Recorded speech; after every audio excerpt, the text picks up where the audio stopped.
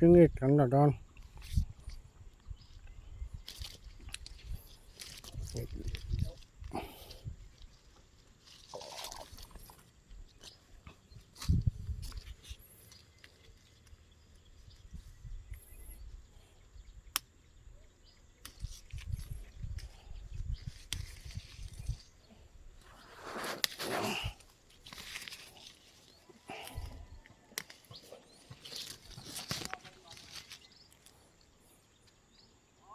Hắn là kho đựng là có thế mình đấu chẳng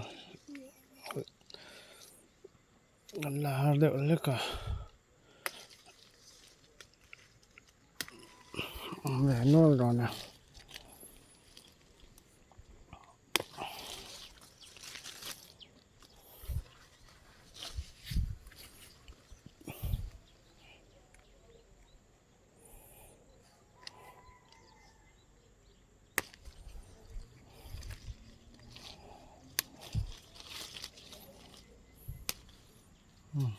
Cho nó làm để sao nữa mà cái khi nó nuôi đâu ạ, dùng cái cờ đâu ạ, nên làm được.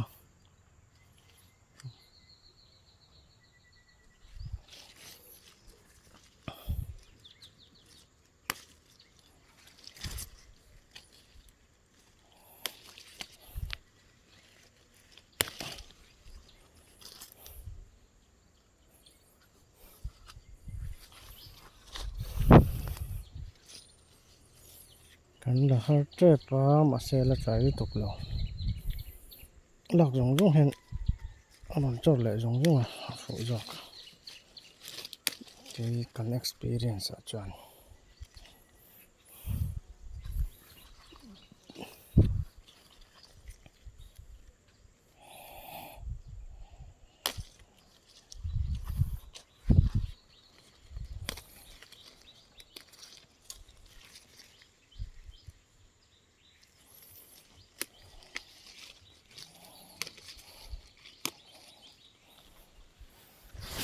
Không hay bị về lúc lúc ai chẳng cho đóng cho tôi tới hiện thì battery nè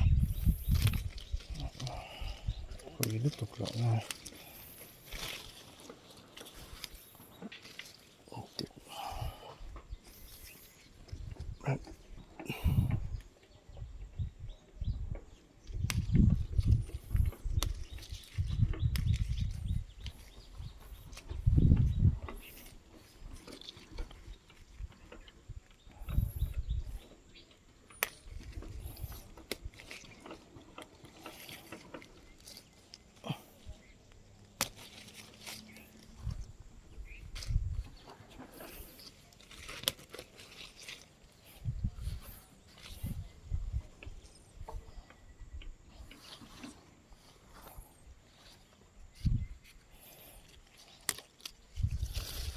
thôi rồi lúc này đóng đóng cho nó rồi.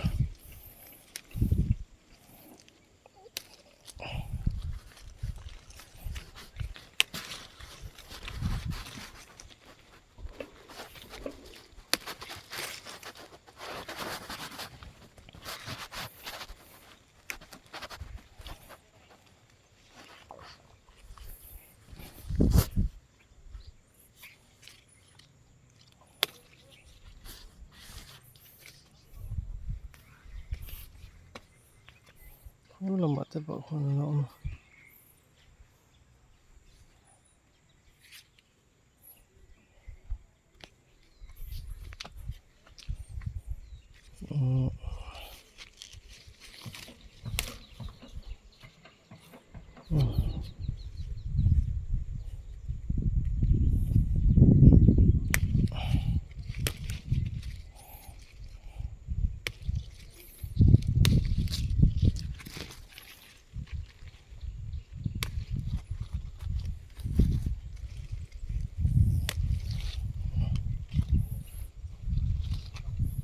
được cho có video này tập đoàn